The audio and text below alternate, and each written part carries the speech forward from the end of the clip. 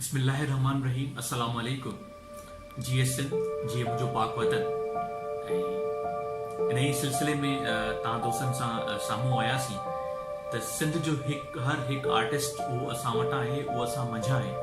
ऐं असां सिंध जा जेके बि दोस्त सिंधी हर दफ़े हर वक़्तु असां पंहिंजे आर्टिस्ट जो क़दुरु कयो आहे, इन में को शक कोन्हे।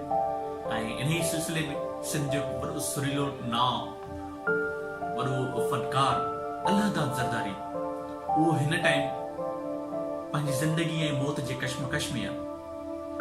ऐं उनजी सहायता बणजण जे लाइ, उनजे इलाज कराइण जे लाइ दोस्त अॻियां निकिता आहिनि। ऐं जंहिंमें मुंहिंजो तमामु सुठो दोस्त हिकु ज़रदारी, वॾो सिंध जो एंकर पर्सन, उहो अॻियां निकितो आहे। अचो त उनजा ॿांह ॿेली बणिजो, उनखे सपोर्ट कयूं त जीअं सिंध जो हर हिकु सुरीलो फनकार आर्टिस्ट उहो ईअं महसूसु न करे त सिंधी जेके आहिनि उहे असांखे तकलीफ़ुनि में, ॾुखे वक़्त में अलॻि था करे छॾनि। इन ई सिलसिले में الهداد ज़रदारी जे इलाज लाइ फंड रेज़िंग प्रोग्राम ऑर्गेनाइज़ करण वञूं पिया। ऐं 27 मार्च नवाबशाह में मुनक़द थी रहियो आहे। ऐं उन में जग मशहूर one of the most legend singer जेकी असां वटि आहे, असां मंझां आहे, सिंध जो वॾो नाव आहे, सनम मारवी। भेण सनम मारवी 27 मार्च ते असांखे जॉइन कंदी।